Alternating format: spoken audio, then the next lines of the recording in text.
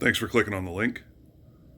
I'm just going to do a short video on some options and my choice for setting up a Schmidt Bender Zenith LM A7 3 to 12 by 50 scope on a Sako 85 chambered in 375 H&H Magnum. Decided to go with the OptiLock system. Tried a couple of different configurations with the long base, medium rings, the extended base with low rings, and decided to settle on the extended base with medium 30mm rings. When the long base was put on, aligning it with the front part of the ejection port here, it didn't give me enough capability to move the scope back enough to give proper eye relief. So went with the extended, even pushed all the way forward. It may overhang the ejection port just a little bit, but as you can see by the snap caps, once fired, the end of the brass will be right here. So ejection shouldn't be a problem. Now everybody can see that the rifle is empty. Not that I think that needs to be shown. I think if you're working on a firearm, you should have the common sense to know that you should check to make sure that the action is cleared. So, get back to it. As you can see, the rear dovetail has a notch cut into it. It aligns with this pin that's on the rear base. So when slid all the way forward, it doesn't allow it to go over top of the ejection port. So under recoil, it's not going to move anywhere. I don't have anybody to hold the camera while I'm actually working on the rifle, so this is going to be done piece by piece. I'm going to be using the Wheeler Engineering Fat Wrench, Wheeler Engineering scope leveling system, and the base takes a T25 Torx bit. The rings take a T10 Torx bit. These actually screw the bottom of the ring to the base. They'll be torqued at 44 inch-pounds. Once the base is actually installed, these screws are torqued to 80 inch-pounds. And then the ring screws are going to be torqued to 15 inch-pounds. These come from the factory with oil on them, so you want to degrease them.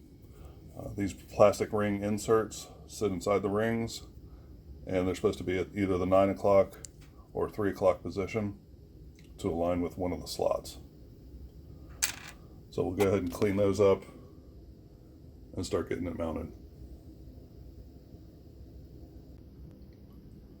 So we now have our bottom rings mounted to our bases. When installing, you want to try and keep the ring as even with the base as possible. On the base itself, there is a little bit of a groove or a lip just behind the ring, but it's set far enough back to where you can still twist the ring in the base and it won't be even on the front side. So, same with the front. Try and keep it even. And these screws, like I said, need to be torqued to 44 inch-pounds. When installing the bases to the receiver, these screws need to be tightened to 80 inch-pounds. So, we'll go ahead and install that now. I like to push it as far forward as possible, so that under recoil it doesn't move.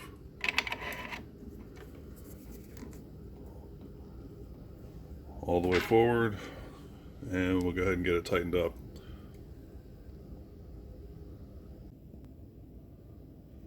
So our lower rings are installed on our bases.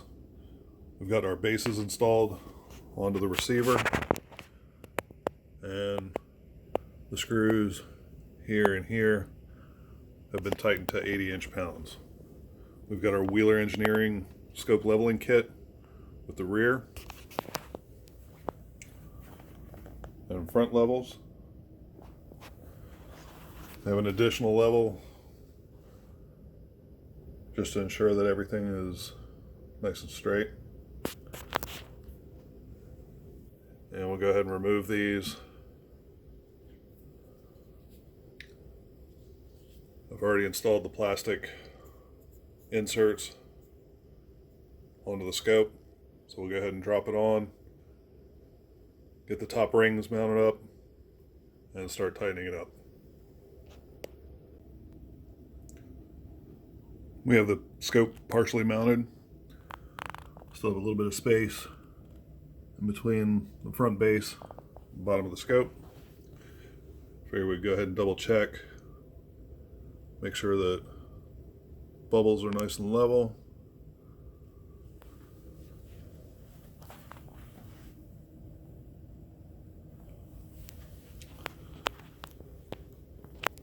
Like I said, we want to make sure that these plastic inserts sit at either the 9 o'clock or 3 o'clock position. I'm going to go with the 9 o'clock. And we'll go ahead and install the second ring and tighten it up.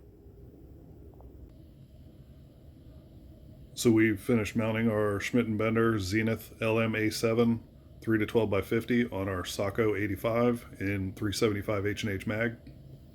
I'm going to go ahead and check the trigger pull on it. We're using a Wheeler Engineering digital trigger pull gauge. Hit the button in the center, start it up, check the action. And we're using A-Zoom snap caps in 375 H&H. And I'll apologize for doing this one-handed. Might not be the most consistent, but we'll give it a shot.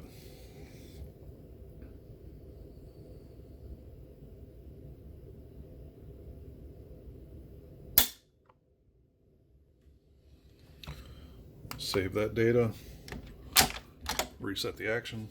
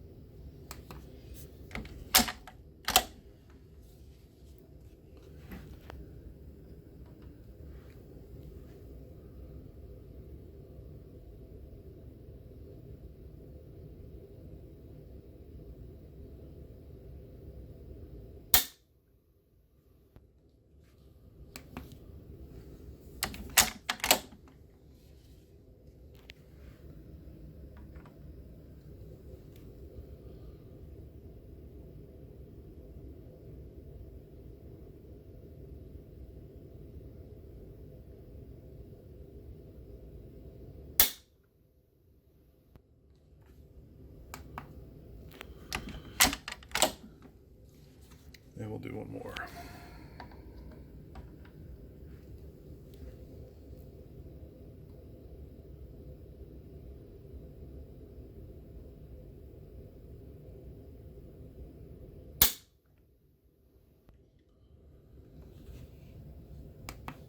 So with 5 pulls, we have an average of 3 pounds, 5.6 ounces.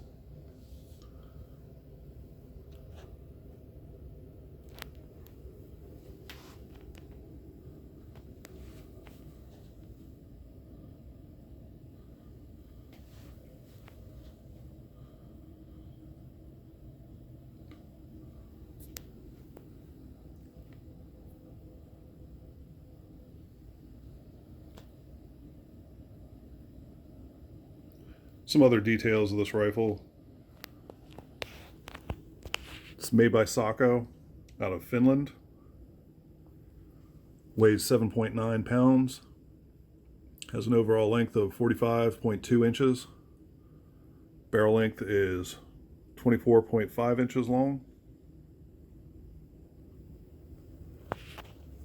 Uses a detachable box magazine. And unfortunately I can't do it one-handed. You actually have to press up on the front of the magazine and then use this button here to actually release it. Another interesting feature of this rifle is when it's in the safe position,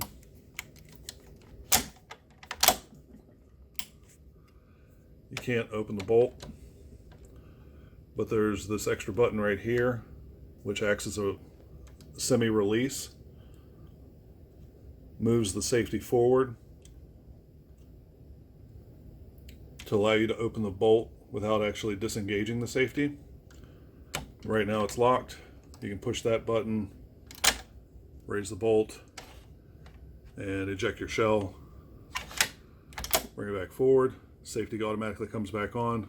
Can't fire the weapon. You can actually take the bolt out of the rifle using that feature. You have to depress the button here, remove the bolt, but to put the bolt back in, you do have to move the safety into the fire position.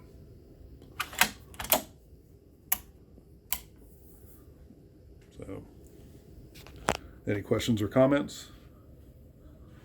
Feel free to leave them below. I'll get back to you as soon as I can with as much detail as possible. Remember, any gun law is unconstitutional. So fight for your rights. Thanks for watching.